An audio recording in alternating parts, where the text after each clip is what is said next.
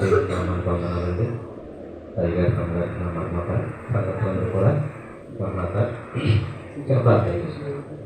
మహాపరిశుద్ధుల ప్రేమ గల రాజ్యాంగమైనటువంటి తండ్రి, మీ శ్రేష్టమైన ఉన్నతమైన నామానికి వేలాది స్థితులు స్తోత్రములు నాయన.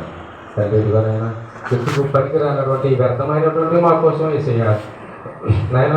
మీరు మానవ రూపాలు వచ్చారు తండ్రి, మీకు వందనాలు తండ్రి. విలువ లేని మా కోసం తండ్రి, వెల కట్టలేనటువంటి వేసేయ మీ ప్రాణాలు సైతం మా కోసం ఇచ్చారయ్యా. చివరి రక్తపు బొట్టు వరకు తండ్రి మేము చేసిన పాపాల కోసం కాచిన తండ్రి, నీకు వందనాలు తండ్రి. నాయన ఇగో నాయన ఎందుకు పనికిరానంటూ అని నాయన వ్యర్థమైనటువంటి వాడు అయ్యా నాయన. మీ మాటలు మాట్లాడే భాగ్యాన్ని తండ్రి నాకు ఇచ్చారు తండ్రి, మీకు స్తుతులయ్యా తండ్రి. నాయన మీరే నాకు తోడుగా ఉండండి తండ్రి, నన్ను మరుగుపరిచేసేయా నాయన. నా మాట తండ్రి నాయన మీ బోరుగా వాడుకోండి తండ్రి. నాయన మీరు నన్ను మరుగుపరిచి మీరే మీ మా మధ్యకి వచ్చి మాట్లాడండి తండ్రి, సహాయం దయచండి నాయన. మొదటి మాట చదివినటువంటి సహోదరుని నాయన ఆశీర్వదించండి, దీవించండి. అలాగే తండ్రి తర్వాత 5 మాటలు మాట్లాడే వారిని కూడా తండ్రి మీ ఆత్మతో నింపి తండ్రి, వారు నాయన మీ ఆత్మీయమైనటువంటి మాటలు పలికే భాగ్యాన్ని తండ్రి మాకు దయచేయమని త్వరగా ఉన్న యేసుక్రీస్తు ప్రభు వారి నామంలో అడిగి వేడుకొని పొందుకొని ఉన్నాం పరమ తండ్రి. ఆమేన్.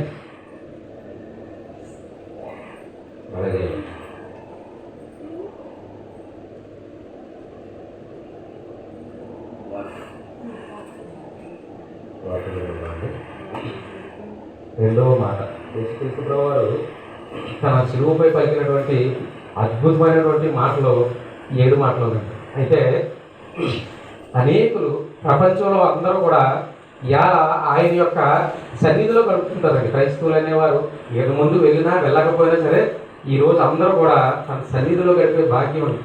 ఎంతో గొప్ప ధన్యత ఈరోజు మనకి దేవుడు ఎంతో ధారాళంగా ఇచ్చుతున్నాడండి. అందుకే ఆయన ఇంకొకసారి వందనాలు తెలియజేసుకుంటూ వాక్యంలోకి వెళ్దాం. లోకాసు వార్త 23వ అధ్యాయము 43వ వచనం అండి. లోకాసు వార్త 23:43. అందుకు ఆయన వారితో, నేడు నీవు నాతో కూడా పరదేశిలో ఉందువని నిశ్చయముగా నీతో చెప్తున్నాను తండ్రి. చాలు తండ్రి. మహాపరిశుద్ధుల ఇగో తండ్రి నాయన, మీ వాక్యంతో నాయన మాతో మాట్లాడుతున్న విధానాన్ని బట్టి మీకు వందనాలు అయ్యా నాయన. మీరు ఈ మాటల ద్వారా ఏం తెలియపరచాలనుకుంటున్నారో తండ్రి, ఆ మాటలన్నీ స్పష్టంగా పలికే భాగ్యాన్ని ధన్యతను నాకు దయచేయమని త్వరగా నాయన యేసుక్రీస్తు ప్రభు వారి నామంలో అడిగి వేడుకొని పొందుకొని ఉన్నాం పరమ తండ్రి. ఆమేన్.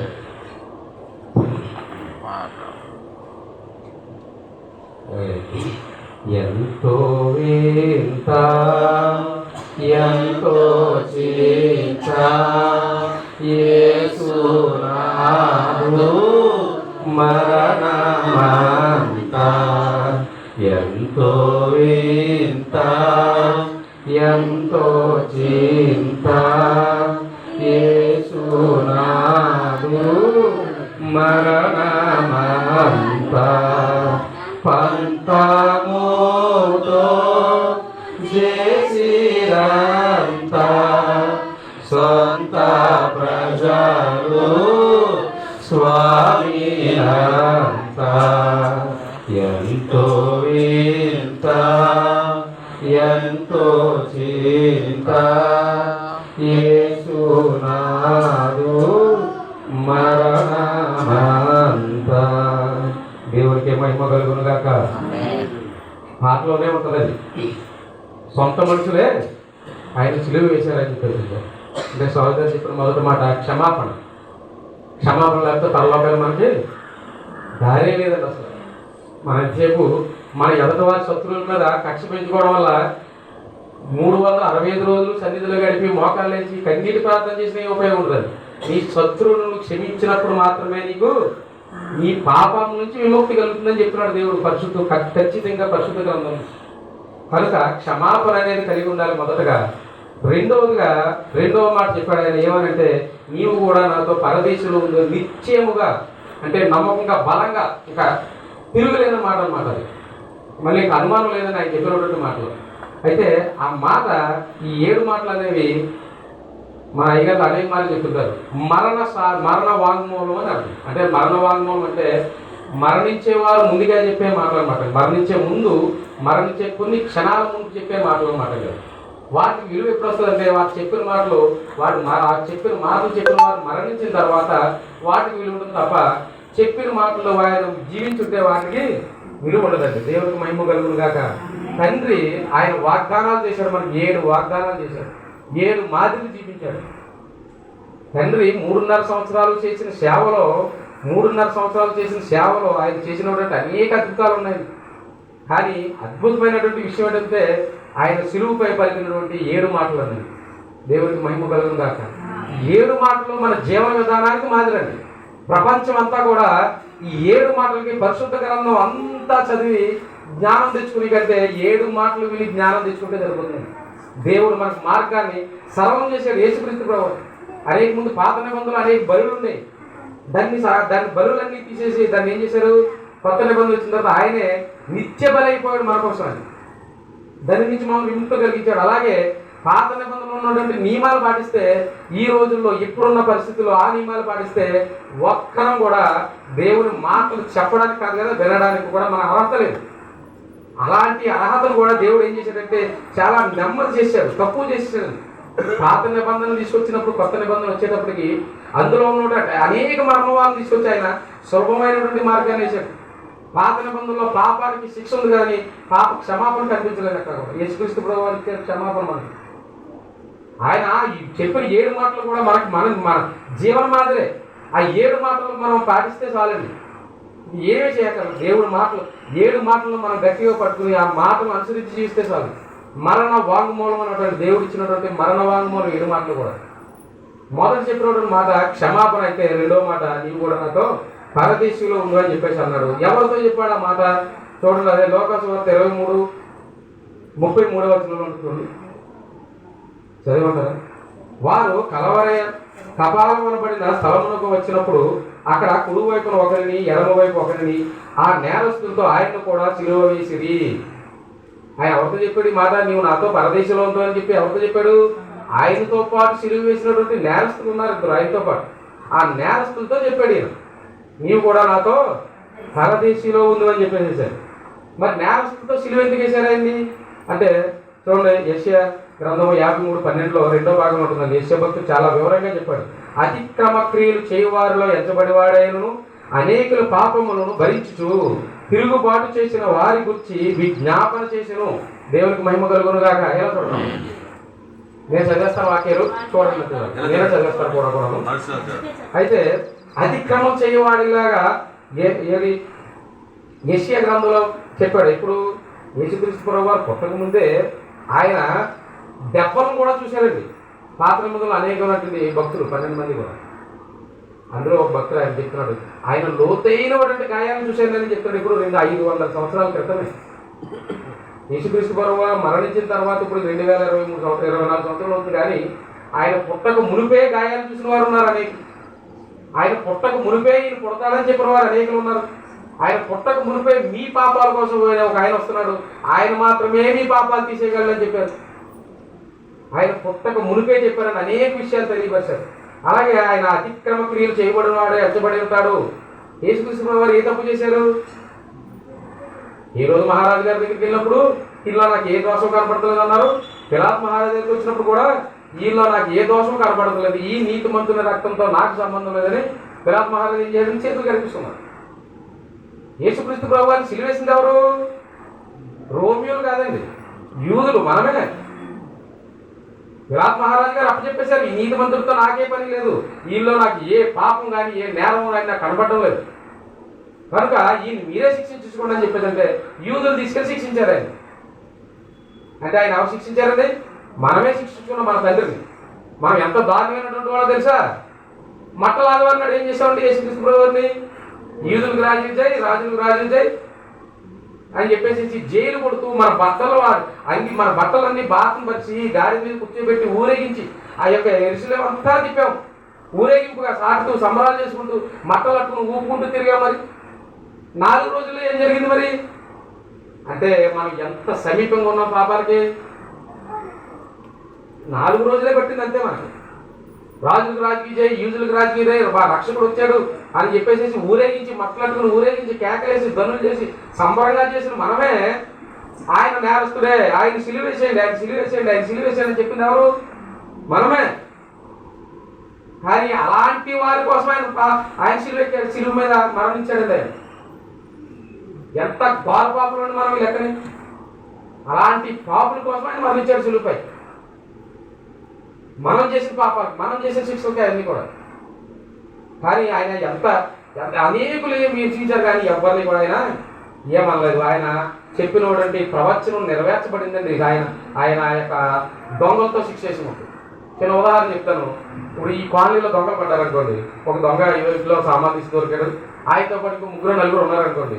ఈ నలుగురిని పట్టుకుని వెళ్ళి పోలీసులు జీప్ ఎక్కి తీసుకెళ్తున్నారనుకో, అప్పుడు జీప్ వెళ్ళి వాళ్ళు అందరినీ ఏమంటారు? ఆ కాలనీలో దొంగ చేసి దొంగలు పట్టుకెళ్ళిపోతున్నారంటారా? ఒక దొంగ అనండి నలుగురు సాక్షిని తీసుకెళ్తారని చెప్తారా? అందరూ దొంగలు అంటారు. అక్కడ నేరస్తులు, ఇద్దరు నేరస్తులతో మధ్య యేసుక్రీస్తు ప్రభువుని సిలువేసినప్పుడు ఏమయ్యాడైనా? ఆయనతో పాటు నేరస్తులు అయ్యాడు. ఆయనలో నేరం ఏముందా, పాపం ఏముందా? ఏ పాపం కూడా లేదండి. అనేకమైనటువంటి పాత నిబంధనలు చెప్పవలసిన ప్రవచనములు అందులో పరోక్షంగా కనపడ్డాయి. పాత నిబంధనలు, కొత్త నిబంధనలు వచ్చేటప్పటికి అది ప్రత్యక్షంగా చూపించాడు తండ్రి. దేవునికి మహిమ కలుగును గాక.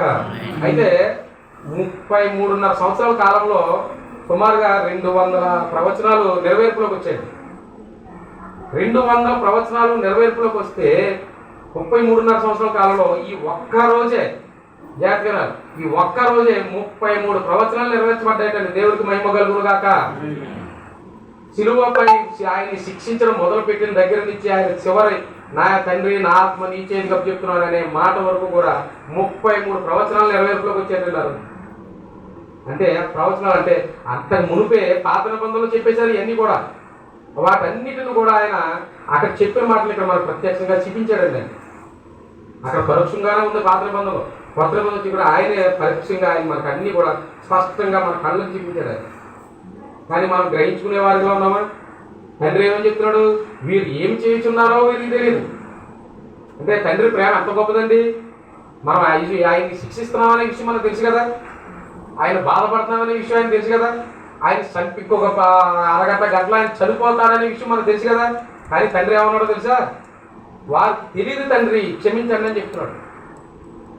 అంటే కొంతమందికి అనుమానం రావచ్చు, మరి అనేక మంది పాపాలను ఆయన క్షమించేశాడు, పక్షవాతం గలవాడిని నీ పరుపు పెట్టుకుని పరిగెత్తంటే పరిగెత్తికి వెళ్ళిపోయాడు, గుడ్డివారికి కళ్ళిచ్చాడు, ఓచ చేయగలవాడిని పట్టుకుంటే చెయ్యి ఇదైంది, రక్తస్రావం గల స్త్రీ స్వస్థపడింది, పాపమును చేసినట్టు స్త్రీ స్వస్థపడింది. మరి అందరూ క్షమించినప్పుడు తండ్రిని ఎందుకు విజ్ఞాపన చేస్తున్నారంటే యేసుక్రీస్తు వారు పట్టబడిన తర్వాత, జాగ్రత్తగా పట్టబడిన తర్వాత ఆయన పరిపూర్ణమైనటువంటి మానవుడిగా మారిపోయాడండి.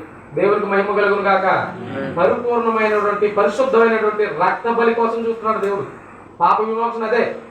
ఆయన యేసు అప్పటికి దేవుని యొక్క స్వరూపం అన్నాడు. ఆయన మానవ శరీరం ధరించుకున్నాడు, కానీ ఆయన స్వరూపం అంతా దేవుని స్వరూపం అప్పటి వరకు. కానీ ఆయన ఏదైనా గెస్సమనే తోటలో పట్టుకున్నప్పటి నుంచి కూడా ఆయన ఏమైపోయాడు? పరిపూర్ణమైనటువంటి మానవుడిగా మారిపోయాడు. మానవుని రక్తం సిందించాలి. పరిశుద్ధమైనటువంటి ఆయన రక్తం సిందిస్తే మన పాప విమోచన కలుగుతుందని ఆయన పరిపూర్ణమైనటువంటి మానవుడిగా మారిపోయాడు. అందుకే తండ్రికి విజ్ఞాపన చేస్తున్నాడు, తండ్రి వీరిని క్షమించు అని చెప్పేసి. దేవుడికి మహిమ కలుగును గాక. ఆయన హింసిస్తున్న మన కోసం తండ్రి వారిని క్షమించండి, ఆయన క్షమిస్తున్నాడు.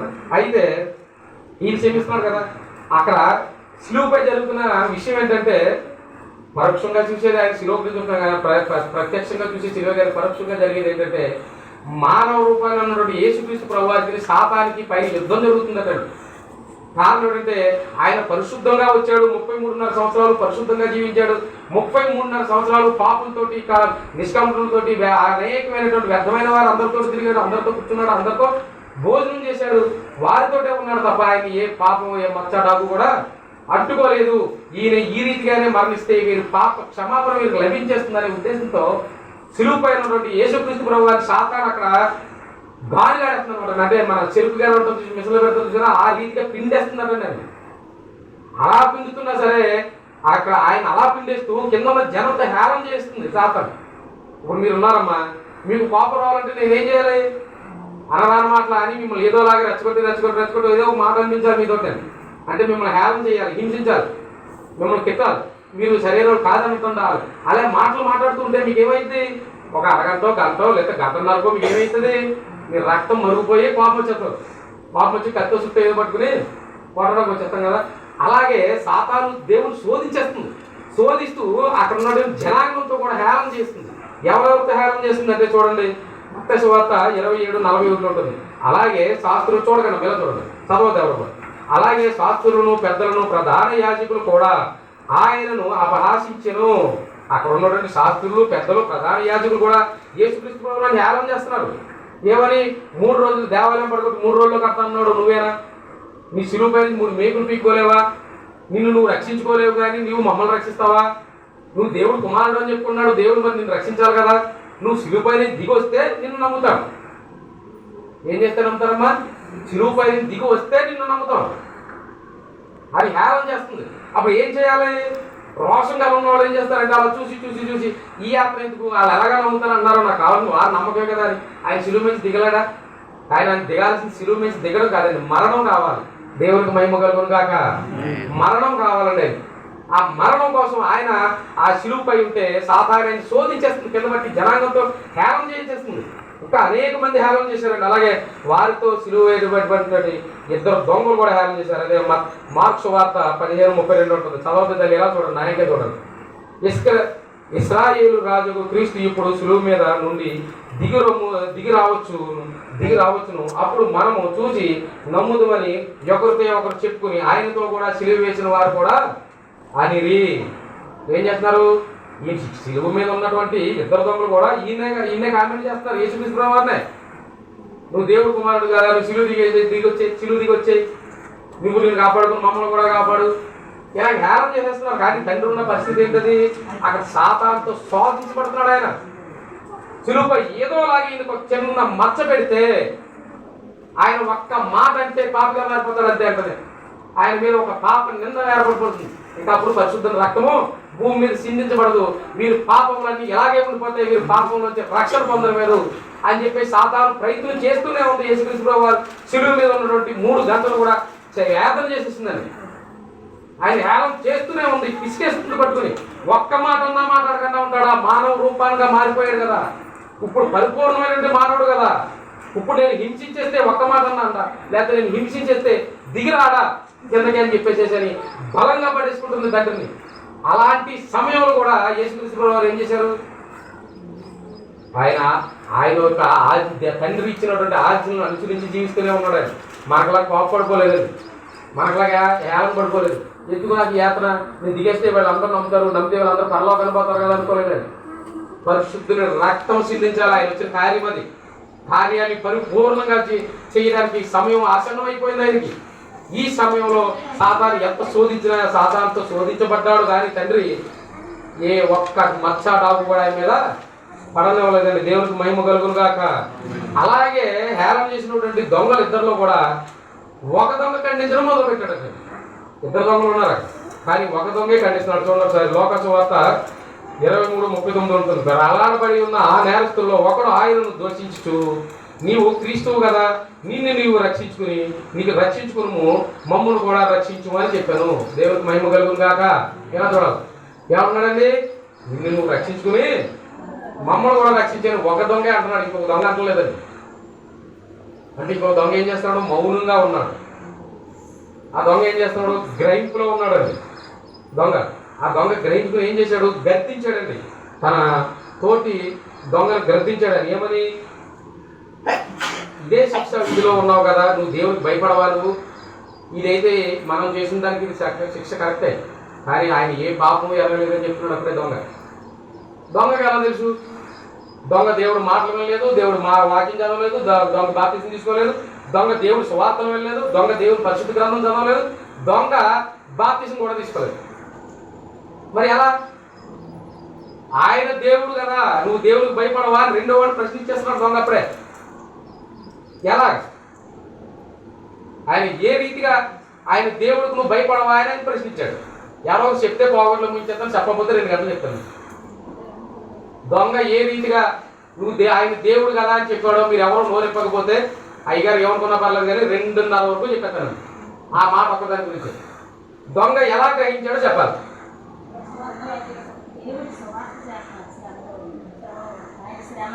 దేవుడికి మహిమ కలుగును గాక. ఏ సువార్త చేశాడంటే మొదటి మాట విన్నాడండి తండ్రి మాట. ఏమని? ఆయన హింసించేస్తూ, ఆయన హేళన చేస్తూ, ఆయన దొన్నబడి చేసినా సరే కానీ ఆయన ఏమంటున్నాడు? తండ్రి వీరిని క్షమించు తండ్రి అంటున్నాడు. ఆ మాటను గ్రహించాడు దొంగ. అయితే మనం ఏం గ్రహించామంటే మొదటిసారి ఆ అమ్మాయి చెప్పినటువంటి క్షమాపణ అనే మాటను కూడా గ్రహించలేకపోయాం మనం. అందుకే అంతసేపు ఆలోచించారు. క్షమాపణ అంటే ఒక మాటతో పోయేది. ఆ మాట చెప్తాను మనం ఆశపడ్డాను. దేవుడికి మహిమ కలుగును గాక. అలాగే ఆయన దొంగ గ్రహించాడండి. ఒక్క మాటనే గ్రహించాడు దొంగ. ఏమని? తండ్రి వీరు ఏం చేయుచున్నారో వీరికి తెలియదు కనుక వీరిని క్షమించు తండ్రి అని ఒకే ఒక్క మాట విన్నాడండి దొంగ. ఆ ఒక్క మాటకి దొంగలో మార్పు వచ్చిందండి. ఆ ఒక్క మాటే దొంగలో మార్పు తెచ్చుకొచ్చింది. ఆ ఒక్క మాట విని దొంగ అప్పుడు యేసుక్రీస్తు ప్రభువుని ఏమన్నాడు తెలిసింది ఆయన? లోకాసు వార్త 22:42 ఆయనను చూసి, యేసు నీ రాజ్యములో వచ్చినప్పుడు నన్ను జ్ఞాపకం చేసుకున్నామని దేవుడు ఆయనకి యేసుక్రీస్తు ప్రభువుని విజ్ఞాపం చేశాడు. ఎలా చూడండి, వాక్యం చూడండి ఎలా చూడండి. విజ్ఞాపం చేశాడు, తండ్రి మీరు మీ రాజ్యంలోకి వచ్చిన నన్ను జ్ఞాపకం చేసుకో తండ్రి అన్నప్పుడు తండ్రి ఇచ్చినటువంటి వాగ్దానమే నీవు నాతో పాటు పరదేశంలో ఉండు అని చెప్పారు. అంటే కొంతమంది లోకరీత్యమైనటువంటి కొంతమంది తగ్గుతుంటారు ఆ ప్రభు. ఎలాగంటే దొంగ బాప్తిని తీసుకోలేదు, దేవుడు మాట్లాడలేదు, చర్చికారు రాలేదు, కానీ దేవుడు మరి ఆయన యేసుక్రీస్తు ప్రభువు వారు ఆయన ఆశీర్వదించాడండి, నువ్వు కూడా పరదేశం ఉంది అని. మరి నేను కూడా అలాగే వెళ్ళిపోతానంటే కరెక్ట్ వెళ్ళొచ్చు. అలాగే ఏ రీతిగా దేవుని మాట నువ్వు గ్రహించగలిగితే, అంటే మరి మనం అంటే ఎవరిని హింసించాలి, అదే ఎవరిని ఉద్దేశించి మాట్లాడడం లేదు కానండి, అనేక సంవత్సరాలు బట్టి మనం సన్నిధికి వస్తున్నాం. మరి మనం ఎప్పటికి మన పరదేశంలో ఉండే ఆ యొక్క అధికారాన్ని సంపాదించేసుకోవాలి కదా. మరి మనం అనేక సంవత్సరాలు బట్టి దేవుని వచ్చి దేవుని మాటలు అనేకమైనటువంటి మాటలు ప్రసంగాలు వింటున్నాం, మాటలు వింటున్నాం, వాగ్దానాలు వింటున్నాం, ఆయన చూసిన క్రియలు చూస్తూ ఉన్నాం, దర్శనాలను చూస్తూ ఉన్నాం, అనేకమైనటువంటి సభలు చూస్తున్నాం. మరి ఇన్ని సభలు, ఇన్ని మాటలు, ఇన్ని వాక్యాలు, ఇంత పరిశుద్ధ గ్రంథం మన దగ్గర పెట్టుకుని మరి మనం ఎందుకని పరదేశంలో స్థానం సంపాదించుకోగలిగాము? ఏమన్నా సంపాదించుకునే ప్రయత్నం ఏమైనా చేసామా మనం ఎప్పుడన్నా? కానీ దొంగ ఒకే ఒక్క మాట మారాడు. పరిశుద్ధ గ్రంథం అంతటికీ కూడా చాలా విలువ కలిగినటువంటి ఆత్మీయ పరంగా బలపడినటువంటి గ్రహించినటువంటి భక్తులు ఎవరినంటే కేవలం దొంగ మాత్రమేనండి. దేవుడికి మహిమ కలుగును గాక. అంటే అనేక మంది భక్తులు ఉన్నారండి. దేవుడితో నడిచిన వారు ఉన్నారు, దేవుడిని చూసిన వారు ఉన్నారు, యెహోవా తండ్రితో సహవాసం కలిగిన వారు ఉన్నారు. వీరందరూ ఆ యొక్క తండ్రి చేస్తున్న మాటలు, కుమారుని చేసిన పనులు, క్రియలు ఆజ్ఞ చూసి అనుసరించి పరిశుద్ధ గ్రంథాన్ని చెప్పి వారి మాటలను అనుసరించి జీవించిన వారే. కానీ ఒకే ఒక మాటకి తన పాత జీవితాన్ని, పాపపు జీవితాన్ని వదులుకుని తండ్రి నువ్వే నా దేవుడు, నీవు మాత్రమే నన్ను క్షమించగలవని పట్టేసుకున్నాడండి ఎవరో దొంగ. ఆయన ఆత్మ విశ్వాసం గొప్పది. ఆ ఒక్క మాటకి పట్టుకున్నాడు తండ్రిని. పట్టుకుని ఎంతలా గోజాడాడంటే నీవు కూడా నాతో పరదేశంలో ఉంది అని వాగ్దానం చేసే వరకు పడేసుకున్నాడు ఆయన. తండ్రి నీవే దిక్కు, తండ్రి నీవే నాకు ఆరాధన, నువ్వు ఇంకెవరు లేదు తండ్రి, నువ్వు తండ్రి నేను నమ్ముతున్నానయ్యా.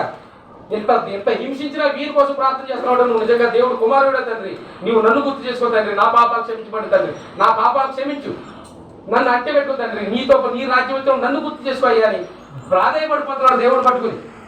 మనం ఎప్పుడన్నా ప్రాధేయపడతామా? అవసరం వచ్చినప్పుడు మాత్రమే ప్రాధేయపడుతుంటాం తప్ప ఏదైనా ఫంక్షన్ కాటి వచ్చినప్పుడు దేవుడు పని ఉండదు. మనకు గుర్తే ఉండడు దేవుడు ఫంక్షన్ అయ్యే వరకు.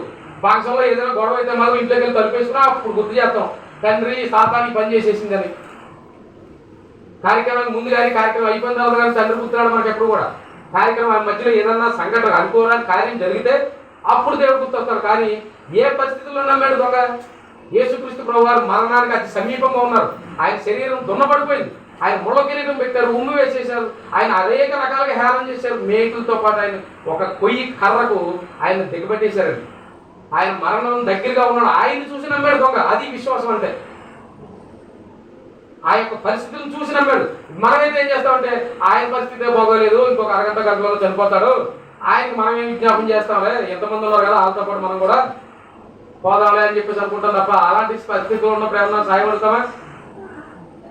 ఒక కోటేశ్వరుడు దెబ్బ తగిలి రోడ్డు మీద పడిపోవడం అనుకోండి, ఆ దగ్గర అనేక కోట్లు ఉన్నాయనుకోండి, అది దెబ్బ తగిలింది, నువ్వు సాయం చేసావు, సాయం చేసినప్పుడు దెబ్బ తగిలింది ఈయన మనకేం సాయం చేస్తారు అనుకుంటావు, లేదంటే ఏదో ₹1 ఉన్నా నమ్మగలం మనం అలాగే మన దెబ్బనే అన్నీ చూస్తాం తప్ప ఆ వెనకాల ఉన్నట్టు ఆస్తిగా చూడండి. కానీ దొంగ ఏం చేశాడు తెలుసా?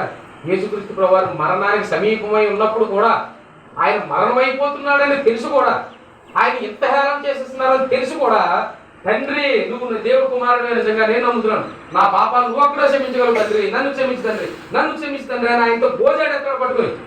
ఒక ఏపు దొంగ పట్టుకున్నాడు, పై ఇంకొక ఏపు సాతాను గోజాడిస్తున్నాయి కూడా. అంతే తప్ప దేవుడు నేను ఈ పరిస్థితిలో నేను ఉన్నాను రా నేనేం చేయలేదని చెప్పేసి అన్నాడా? ఆ సమయంలో కూడా దేవుడు రక్షించే ప్రేమ గల దేవుడు. మన దేవుడు ఎవరండి? ప్రేమై ఉన్నాడు దేవుడు.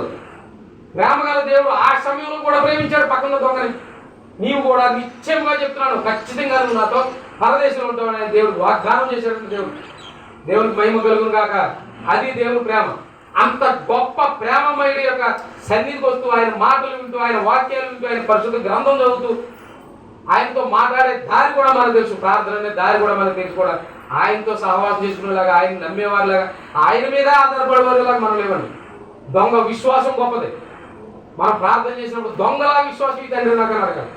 దొంగ వంటి జీవితం నాకు దయచేయి తండ్రి, దొంగ వంటి హృదయాన్ని నాకు దయచేయి, దొంగ వంటి గ్రహింపులు నాకు ఇవ్వు తండ్రి. దొంగ నేను ఏ రీతిగా పడేసుకున్నాడో ఆ రీతిగా పట్టుకునే శక్తి నాకు ఇవ్వయ్యాని అడగలను. దేవుడికి మహిమ కలుగును గాక. అలాగే చిన్న విషయం ఒక మాట అడుగుతాను, చెప్పండి. విశ్వాసము, నిరీక్షణ, ప్రేమ, మూడాటిల్లో ఏది శ్రేష్టమైనది? విశ్వాసము, నిరీక్షణ, ప్రేమ. సరిగా ఆలోచించుకుని చెప్పాలంటే సరే. దేవునికి మహిమ కలుగును గాక. 1 కొరింథీయులు 13వ అధ్యాయము 13వ వచనంలో ఉంటుంది. చూడదు కానీ చెప్తారు, ఎలా నా ఇంకా చూడండి. కాగా విశ్వాసము, నిరీక్షణ, ప్రేమ ఈ మూడును నిలిచెను. వీటిలో శ్రేష్టమైనది ప్రేమే. కొరింథీయులు రాసిన పౌలు గారు చెప్తున్నారు ఈ మాట. యేసుక్రీస్తు వారు ప్రేమై ఉన్నారు. మీరు అనాదిని మర్చిపోయారు. అనాదిలో జరిగిన విషయం ఏంటంటే, సృష్టించబడక మునిపే ఏంటంటే తండ్రి, జ్ఞానము, ప్రేమ, నీతి అనేవి అంటే కొన్ని ఉన్నాయి కదండి. అవన్నీ కలిపి ఒక సమావేశం ఏర్పాటు చేశాడు అనాథులో. అనాథులు ఏర్పాటు చేసినప్పుడు తండ్రి అన్నాడంట, నేను మానవుని సృష్టిస్తాను అని చెప్పేసి అన్నాడు. లక్షణాలండి 5 లక్షణాలండి 5 కదండి. 5 లక్షణాలు కలిపి ఒక మీటింగ్ పెట్టాను అనాదిలో. సృష్టించబడక మునుపు మీటింగ్ పెట్టినప్పుడు తండ్రి అన్నాడండి, నేను మానవుని సృష్టిస్తాను అని చెప్పేసి అన్నాడండి. మరి జ్ఞానం తెలివితేటలు అంటే మీకు జ్ఞానం కదా. జ్ఞానం ఉన్నది తండ్రి మీరు మానవుని సృష్టిస్తారు కానీ మానవుడు పాపంలో పడిపోతాడు అన్నది. అప్పుడు న్యాయం ఏమన్నదంటే, న్యాయం మీద తెలుసు కదా, పాపం చేసినప్పుడు శిక్షించేస్తాను అన్నదండి. అప్పుడు ప్రేమ అయినటువంటి మన తండ్రి యేసుక్రీస్తు ప్రభువు వారు ఏమన్నారు తెలుసా? ఆ పాపం నా మీద వేసుకుంటారని తండ్రి ఎప్పుడు వాగ్దానం చేశాడు? సృష్టించబడక మునిపే నీ కోసం నా కోసం నువ్వు నేను పాపం చేస్తామని తెలిసి ఆ పాపాలు సైతం కూడా నేనే భరిస్తానని ఆయన వాగ్దానం చేశాడు అనాదిలో. దేవునికి మహిమ కలుగును గాక. అనాది దేవుడు అనాదిలోనే మన గురించి వాగ్దానం చేశాడండి.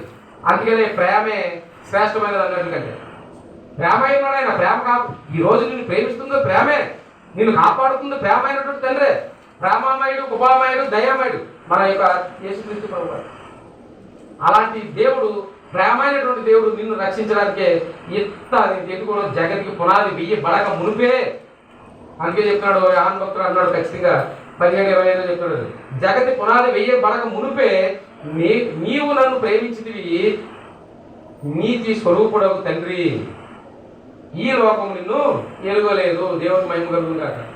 జగతికి పునాది వేయకముందే నువ్వు నన్ను ఎరుగావు, నువ్వు నన్ను ప్రేమించావు తండ్రి, కానీ మేము నిన్ను గుర్తించలేకపోతున్నాం అయ్యా అని చెప్పేసి యోహాను భక్తుడు చాలా స్పష్టంగా తెలియపరిచాడండి. మరి గ్రహించామా మనం దేవుడని? గ్రహించామా ఆయన సృష్టికర్తని? అనేక చూసిన క్రియలు చూసాం కదా. మరి ఆయన 33 సంవత్సరాలు గుడ్డివారి కళ్యాణం చూసాము, మగవారికి మాట్లాడడం చూశారు, కుంటివారి నడగలిగారు, పక్షవాత వచ్చిన వాళ్ళు పరిగెత్తగలిగారు, మరణించిన వారిని కూడా లేపాడు తండ్రి.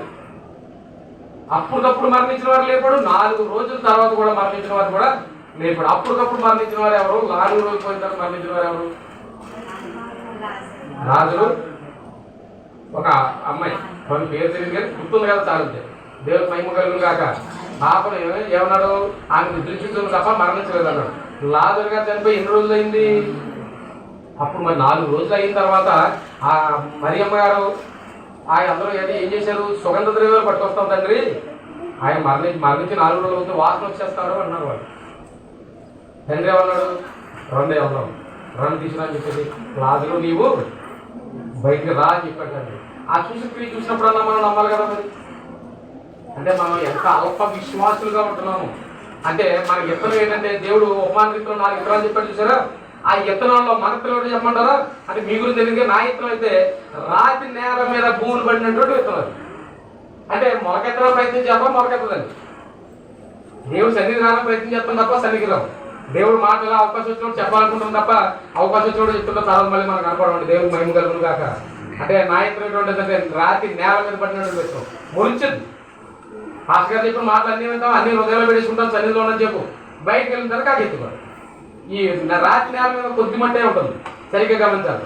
రాత్రి నేల మీద కొద్ది మట్టే ఉంటుంది. ఆ కొద్ది మట్టిలో విత్తనం పడినప్పుడు మురుస్తుంది, కానీ అది అభివృద్ధి చెందదు. మనం ఏ రీతిగా ఉండాలంటే సారవంతమైనటువంటి నేల మీద పడిన విత్తనాలా ఉండాలి. కానీ మనం ఆ రీతికి విత్తనం అంటే మీ విత్తనాలు ఆగిలిగా నా విత్తనం అయితే రాత్రి నేలను పడినటువంటి విత్తనమే నేనైతే. నేను ప్రార్థించేది ఏంటంటే, తండ్రి సారవంతమైన భూమిలో నన్ను పడే, రాత్రి నేల నుంచి నన్ను తీసే తండ్రి అని చెప్పి ప్రార్థించుకుంటాను. నేను రాత్రి నేల పడిన విత్తనాన్ని నేను దేవుడికి మహిమ కలుగును కాక. అయితే మరి ఇన్ని బాధలు దేవుడు ఎందుకు భరించాడు? ఇన్ని వ్యాధులు, ఇన్ని బాధలు, ఇంత రోదన దేవుడు ఎందుకు భరించాడు? అసలు ఏం చేయడానికి? అంటే మన పాపాలు క్షమించడానికి, మనం విముక్తులు చేయడానికి. ఇవన్నీ కాక దేవుడు ఇంకో మాట చెప్పాడు. 1 పేతురు 2:21 ఉంటుంది. క్రీస్తు కూడా మీ కొరకు బాధపడి మీరు తన అడుగు జాడలేదు నడుచుకున్న మీకు మాదిరై యుంచిపోయెను.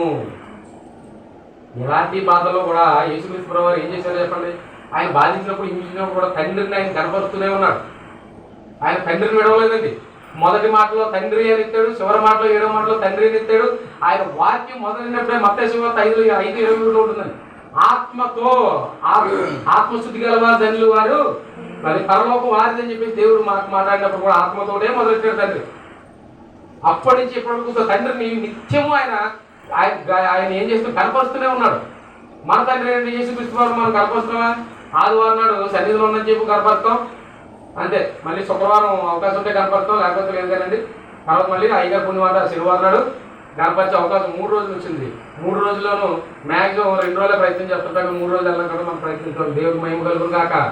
ఆ మాదిరి మనం పుచ్చుకోవడానికి ఇవన్నీ ఎందుకంటే ఎఫెసీయులకు రాసిన పత్రిక 5:27 ఉంటుందండి. అటువలే క్రీస్తు కూడా జాగ్రత్తగా విన్నాం, ఈ మాటలు మాత్రం జాగ్రత్తగా విన్నాం. అటువలే క్రీస్తు కూడా సంఘమును ప్రేమించి అది కళంకమైనను మడతైనను అట్టిది మరి ఏదైనను లేకుండా పరిశుద్ధమైన ముడతైనను అట్టిది ఏదైనను లేక పరిశుద్ధమైనది గాను నిర్దోషమైనది గాను మహిమగల సంఘముగా ఆయన తన ఎదుట దానిని నిలవబెట్టుకోవడానికి వాక్యం అనే ఉతక స్థానం చేసి దానిని పవిత్రపరిచి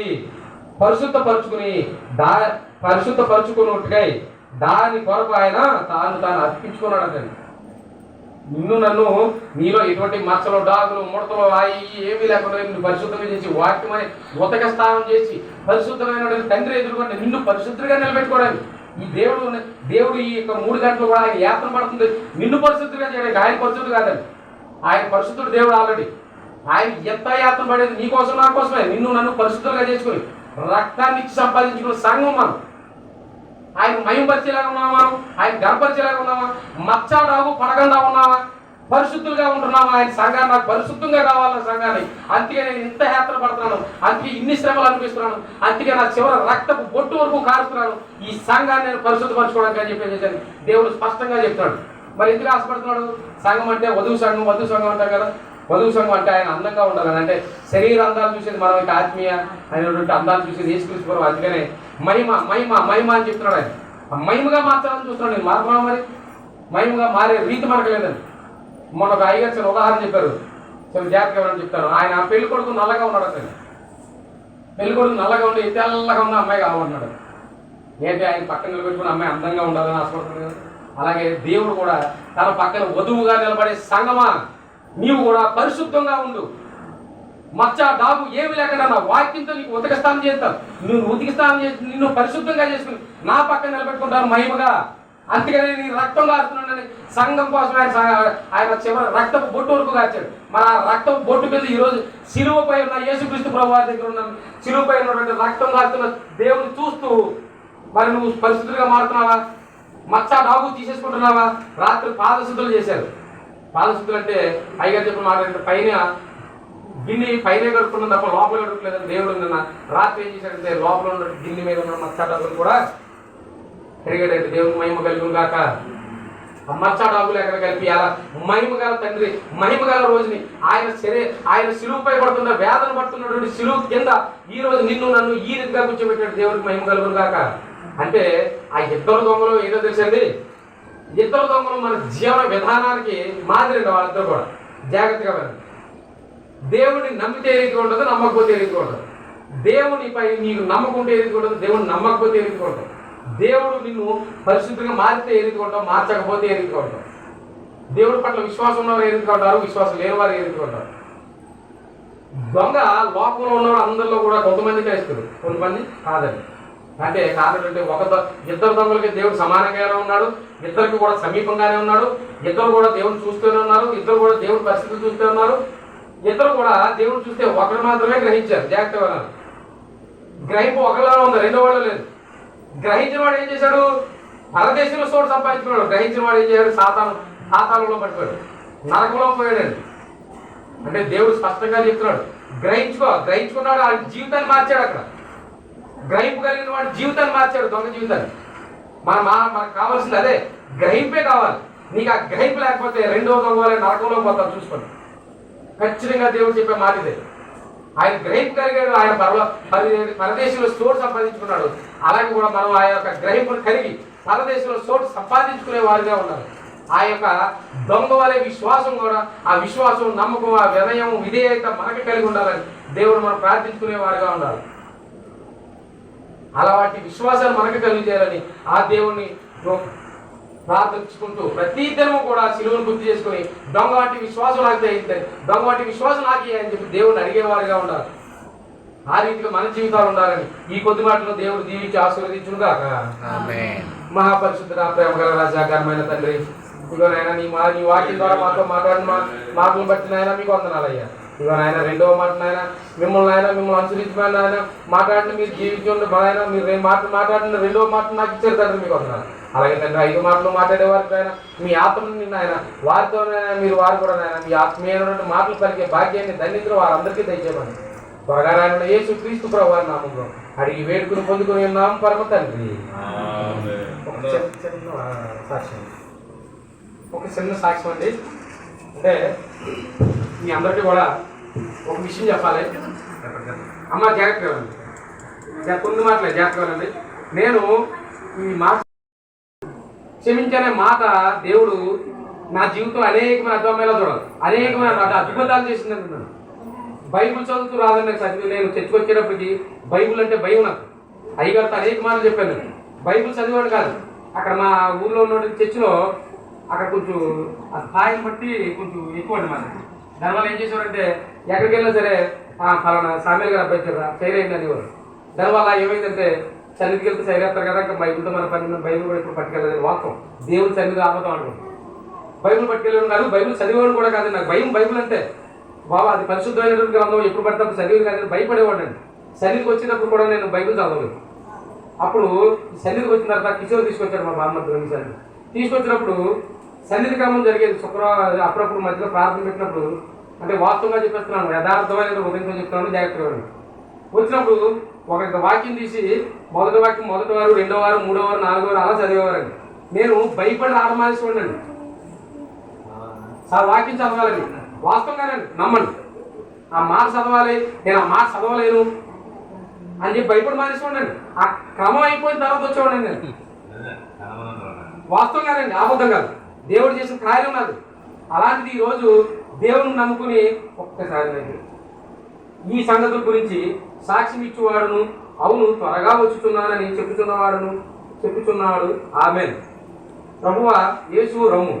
ప్రభు అయిన యేసు కృప పరిశుద్ధులకు తోడయ్యుండును గాక. ఆమేన్. అంటే ఆ ముఖ్య చదవాలంటే పరిశుద్ధ గ్రంథం ఈ రోజే పూర్తి చేయాలండి. దేవుడికి మహిమ కలుగును గాక.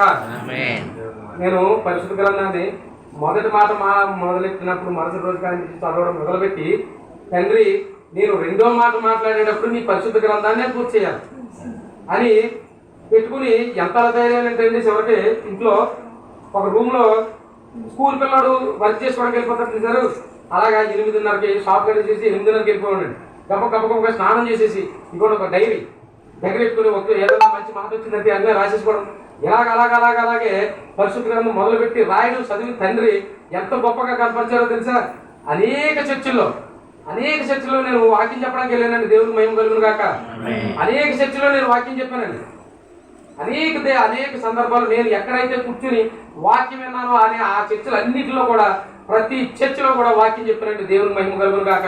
దేవుడు ఇచ్చిన గొప్ప ఘనతని ఒక్కసారి నేను ఈ బైబిల్ చదివితే దేవుడు నా జీవితంలో చేసిన గొప్ప కార్యం అది. ఈ యొక్క బైబిల్ ఈ ఆది చివరి వచ్చిన ఉంచానండి. అంటే బైబిల్ మొత్తం చదివితే అయిపోతుంది కదా అని రాత్రి చదివే పని చేయాలంటే చివరి ప్రకటన గ్రంథంలో చివరి వచ్చిన అలా అట్టే పెట్టి నా రెండవ మాట అయిన తర్వాత దాన్ని చూసి పరిశుద్ధ దేవుని యొక్క పరిశుద్ధ ఆలయంలో ఆ యొక్క గ్రంథాన్ని పూర్తి చేయాలి అనే ఉద్దేశంతో ఆ యొక్క ఉంచి ఆ మాటలు ఇక్కడ చదివి పరిశుద్ధ గ్రంథాన్ని పూర్తి చేశాను. అంటే నేను చెప్పేది ఏంటంటే క్రైస్తవులు అనబడే మనం దేవుని కుమారులు దేవుని అనుసరించేస్తున్నాం ఆదివారం వారంలో ఇవన్నీ కాకుండా ఖచ్చితంగా మనం కలగాలి. ఏంటంటే పరిశుద్ధ గ్రంథం చదివితే దేవుడు ఆటోమేటిక్గా మీ జీవితాన్ని మారుస్తారండి. వ్యర్థంగా జీవించేవాడండి. ఎంతసేపు సెల్ ఫోన్ పట్టుకుని ఆ వాట్సాప్లు యూట్యూబ్లు ఫేస్బుక్లు వాటితోటే ఉండేవాడు. దేవుడు నన్ను గణపరిచిన రీతిని బట్టి చర్చికి సెల్ ఫోన్ తేకూడదనే ఒక వాగ్దానంతో ఉండిపోయాను. అప్పటి నుంచి బైబిల్ చదవడం మొదలుపెట్టిన నుంచి కూడా మీరు ఎవరన్నా నా నెంబర్ ఉంటే స్టేటస్ కూడా చెక్ చేసుకోవచ్చు, నాకు ఇబ్బంది. అప్పటి నుంచి కూడా నేను వాట్సాప్లోకి వెళ్ళడం మానేశాను. ఏదైనా వాక్యం పెడితే అయ్యే వాక్యం పెడితే చూసేసి ఊరుకోవడం, అంటే స్టేటస్ పెట్టడం అవి పెట్టడం కూడా మొత్తం మానేశాను. సెల్ ఫోన్ దూరంగా ఉన్నాను. కేవలం మాట్లాడడానికి మాత్రమే వాడతాను తప్ప ఏ విధమైనటువంటి పని కూడా సెల్ ఫోన్ వాడకూడదని వాగ్దానం చేసుకుని దేవుడు పరిశుద్ధ గ్రంథం చదవడం మొదలుపెట్టి ఈ రోజు వరకు దేవుడు పరిశుద్ధ గ్రంథం చదువుతూనే మా ఆవిడ కూడా అప్పుడప్పుడు యాలం చేసేదండి. ఆవద్దాడు నిజంగానే ఎలిమెంటరీ స్కూల్ కుర్రోడు కంటే దారుణమేవు బైబుల్ మాట్లాడితే గదిలో పోయి తలపేసుకున్నావు, మాట్లాడితే గదిలో పోయి తలపేసుకున్నావు అంటే నేనేమనుకున్నాను, తండ్రి నన్ను ఈ రీతిగా శోధించినావా అనుకునేవాడు. అంటే దేవునికి మహిమ కలుగును కాక. నాకు శోధించడానికి ఏ దారి లేదు, అదొకే దారి ఉంది. మీ నాన్న తలపేసుకున్నాడు రా, నీకు భయపడాడు. 9:15 అండి, 11 గంటలకు ప్రార్థన చేసుకుని ఫోన్ చేసి పడుకున్నాడు. అలా దేవుని యొక్క పరిశుద్ధ గ్రంథాన్ని దేవుడు యొక్క ఇచ్చిన యొక్క గొప్ప ఆయుష్ని బట్టి అనేక మార్లు చదివేది. అంటే ఈ ఒక్క రోజే చదివేటట్టు కాదు, కానీ జీవించున్నంత కాలం కూడా ఆ యొక్క పరిశుద్ధ గ్రంథాన్ని అలా చదువుతూనే ఉండాలని ఆశపడుతున్నాను. మీ అనుదిన ప్రార్థనలో ఆ కార్యం నెరవేర్పు వచ్చేలా ప్రార్థన చేయమని ఈ చిన్న సాక్ష్యాన్ని దేవుడు దీవించి ఆశీర్వదించును గాక.